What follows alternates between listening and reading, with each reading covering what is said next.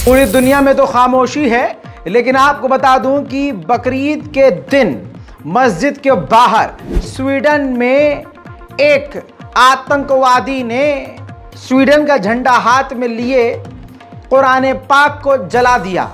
इतना ही नहीं, कुरान पाक की बेहुरमती करते हुए उसने कुरान पाक के साथ फुटबॉल तक खेला। अब पहले ही बता दूं कि बहुत सारे जाहिल मुसलमान कहते हैं कि भाई ये तस्वीर तुमको दिखानी नहीं चाहिए थी। दोस्तों, यही जहालत मुसलमानों में होने की वजह से मुसलमान आवाज़ तक नहीं उठाते, न मुसलमानों को ये पता चल पाता है कि कितना इस्लाम के खिलाफ प्रोपेगेंडा और कांड किया जा रहा है। जाहिल हैं वो मुसलमान जो ये कहते हैं कि रजा भाई ये फ़ोटो आपको, ये वीडियो नहीं दिखाना चाहिए था। फिर तुम्हारे और तुम्हारे बाप को पता कैसे चलेगा कि ये सब हो रहा है हमारे साथ? सिर्फ मुंह से बोलने से दिख जाएगा तुम्हें दिखे तो, क्योंकि तुम्हें दिखाने के लिए ये किया जा रहा है। मुर्दा मुसलमानों, भारत के मुसलमानों की तो बात ही मत कीजिए। अपनी मस्जिद बचा नहीं पा रहे और कुरान की हुर्मत के लिए क्या तुम बोलोगे? खैर छोड़िए, ये तस्वीर देखिए, ये है वो आतंकवादी, जी हाँ, जिसने कुरान पाक की बेहुरमती करी है। और आप खुद देखिए कुरान को, अल्लाह अकबर, कुरान को उठाकर पैरों से ठोकर मारी है। कहा जा रहा है कि ये जो बंदा है इसका नाम है सलमान मोमिका, और ये बंदा इराकी रेफ्यूजी है जो यहाँ मौजूद है और इसका ताल्लुक कुर्द से है। दोस्तों, स्टॉकहोम मस्जिद के बाहर ईद के दिन कुरान पाक के साथ ये बेहुरमती की गई है। दोस्तों, इसके बाद पूरी दुनिया में नाराज़गी तो नज़र आ ही रही है, लेकिन तुर्की का बड़ा बयान आया। तुर्की ने कहा है कि नाली के कीड़ों ने कुरान पाक की बेहुरमती की है, इसको बर्दाश्त नहीं किया जाएगा, इसका जवाब दिया जाएगा। ऐसी हरकतों की वजह से स्वीडन ने अलाउ कर रखा है, कुरान को जलाना अलाउ कर रखा है। स्वीडन की नज़र में कुरान पाक को जलाना गुनाह नहीं है। इसी वजह से कुरान पाक की बेहुरमती खुलेआम पुलिस प्रोडक्शन में की जा रही है। तुर्की ने काफ़ी सख्त नाराज़गी जताई है और ऐसी हरकतों की वजह से स्वीडन को नेटो में शामिल होने से लगातार रोक रहा है तुर्की। उम्मीद है कि तुर्की अब पूरी तरह से नेटो में शामिल होने से इनकार कर देगा स्वीडन को। हालांकि अमेरिका ने भी दोगला रवैया अपनाते हुए कुरान पाक के जलाने के मैटर पर बयान दिया है और कहा है, दोगले रवैये के साथ कहा है कि ये डिसरेस्पेक्टफुल है, ये बहुत ज़्यादा बेइज्जती की गई है कुरान की, जो ठीक नहीं है। लेकिन ऐसी हरकत की वजह से स्वीडन का नेटो में शामिल होने का जो अवसर है वो नहीं कह सकते कि वो खो गया है। नेटो में शामिल होने पर बातचीत जारी रहेगी। उधर इजराइल को लेकर बड़ी खबर आ रही है। नेतन्याहू की सरकार से खुद यहूदी परेशान है। 100 से ज़्यादा फाइटर जेट उड़ाने वाले पायलट्स ने दोबारा काम पे आने से इनकार कर दिया है। कह दिया है कि हम नेतन्याहू की सरकार में काम नहीं करना चाहते। दोस्तों, 100 फाइटर जेट के पायलट, दोस्तों यानी एक तरह से एयरफोर्स की पूरी सेना नहीं मना कर दिया है। नेतन्याहू ने बयान दिया है कि जो हम पर फिलिस्तीनी ग्रुप अटैक कर रहे हैं उनको ये लग रहा है कि हम पर अटैक करके उनको ये स्टेट मिल जाएगा, तो ये बहुत बड़ी गलतफहमी और इस सोच को मिटाना है। और फिलिस्तीन अथॉरिटी की सरकार गिरेगी और गिरने वाली है, लेकिन फिर भी हम उसको पैसा देने को, फंड करने को तैयार हैं, लेकिन हम चाहते हैं कि वो हमारे साथ मिलकर काम करें। तुर्की को इनडायरेक्ट वे में इजराइल घेर भी रहा है।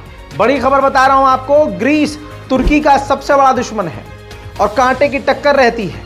ग्रीस को तुर्की अपना खतरनाक एडवांस टैंक बेचने की बात कर रहा है। आइए दोस्तों, जो बात कही थी वो साबित हो गई। अमेरिका के विदेश मंत्री ब्लिंकन ने साफ कह दिया है कि इजराइल की गलत हरकतों की वजह से, इजराइल के यहूदियों का फिलिस्तीनियों पर हमलों की वजह से अब पूरी तरह से काफ़ी मुश्किल हो चुका है कि सऊदी अरब से इजराइल का नॉर्मलाइजेशन हो, लेकिन फिर भी हम कोशिश करते रहेंगे। जेरूशलेम के इलाके में घुसकर कई फिलिस्तीनियों को मारा पीटा गया और कई फिलिस्तीनियों को यहूदियों के द्वारा गिरफ्तार किया गया।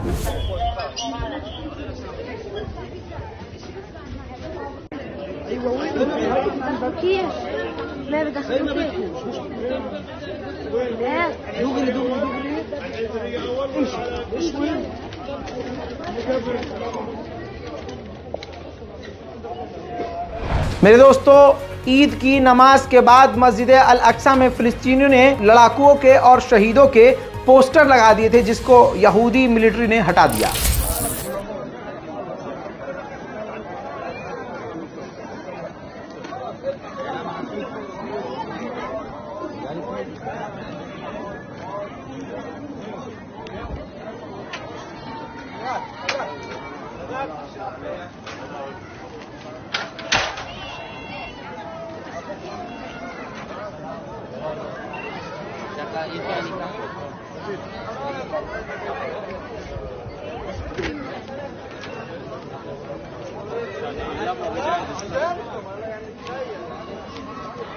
मिडिल ईस्ट की रिपोर्ट में आगे बढ़ते हुए बता दूं कि अमेरिका के विदेश मंत्री ब्लिंकन ने यह भी क्लियर कह दिया है कि ईरान के साथ कोई भी न्यूक्लियर डील नहीं होगी। अगली बड़ी खबर यह है कि ईरान और रूस के डिफेंस मिनिस्टर ने आपस में फोन पर बात करी है और ईरान के डिफेंस मिनिस्टर ने रूस के डिफेंस मिनिस्टर को ईरान इनवाइट किया है। कल मैंने आपको बताया था, ताजा तस्वीरों में आप देखिए, ईरान के चीफ ऑफ लॉ और ईरान के हाई कमांड के अफसर हैं वो पहुंचे हैं और ईरान और रूस के बीच कई तरह की अहम डील हुई है।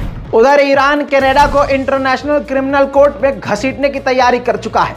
ईरान का कहना यह है कि गैर कानूनी तरीके से अंतर्राष्ट्रीय कानून का उल्लंघन करते हुए हम पर इल्जाम लगाकर गलत तरीके से हम पर कनाडा पाबंदी लगा रहा है। ईरान बुरी तरह से इराक पर भड़कने वाला है। इराक के कुर्दिश इलाके में और बगदाद के इलाके में अमेरिका अपने सैनिकों की बचाव और अपने बचाव के लिए एयर डिफेंस सिस्टम तैनात करने वाला है। इस पर ईरान भड़क गया और ईरान ने कहा कि हम एरबिल और यानी एरबिल स्टेट है जो इराक का, उससे जवाब मांगेंगे और इराक की गवर्नमेंट से जवाब मांगेंगे। उधर यूरोपीय यूनियन ने ईरान को झटका देते हुए कह दिया है कि यूरोपीय यूनियन पाबंदी बैलिस्टिक मिसाइल के प्रोग्राम से ईरान के नहीं हटाएगा। मेरे दोस्तों, कल एक बार फिर से बड़ा कांड हो गया।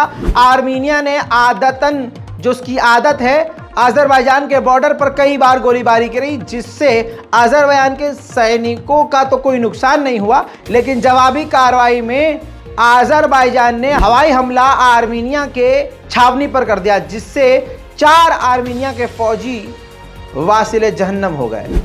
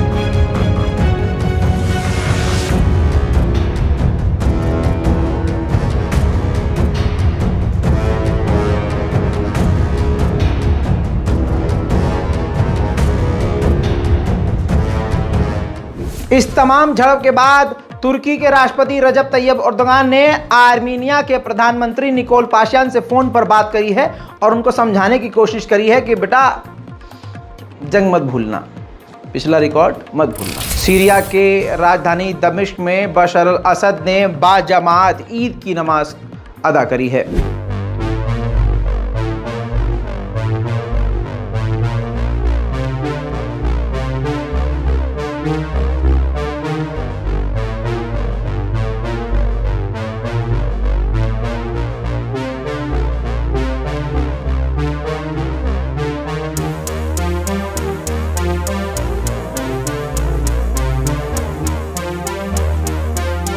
दोस्तों, ये थी मिडिल ईस्ट की स्पेशल रिपोर्ट। इस रिपोर्ट पर आपकी राय बेहद ज़रूरी है। नीचे कमेंट कीजिए, चैनल को सब्सक्राइब कीजिए, वीडियो को लाइक कीजिए। मैं हूं रज़ा और आप देख रहे थे रज़ाग्राफी। जय हिंद।